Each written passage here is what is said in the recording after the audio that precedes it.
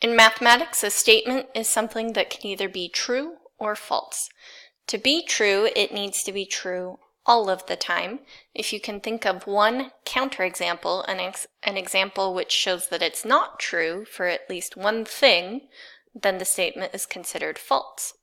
So the statement, all birds can fly, this is false. You can think of ostriches, emus, those don't fly, or penguins. All of those are birds that cannot fly.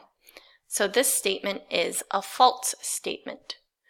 We can take any statement, whether it's true or false, and change it into an if-then statement. This is called a conditional statement.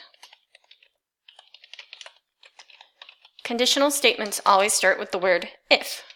If an animal is a bird, then it can fly. So we started with the word if, we identified what we were talking about, the animal, that's a bird.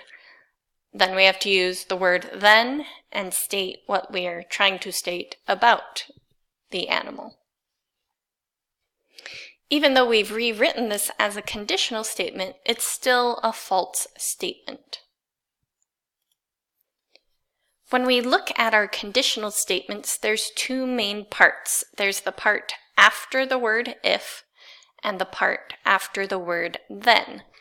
After the word if is called the hypothesis of the statement. After the word then is called the conclusion of the statement.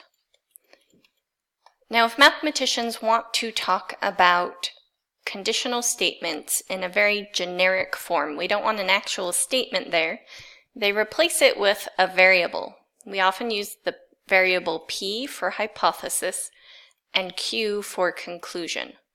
So in general, you can call a conditional statement if p, then q. So that's just to generalize it and say we're talking about conditional statements. P is always our hypothesis, q is always our conclusion.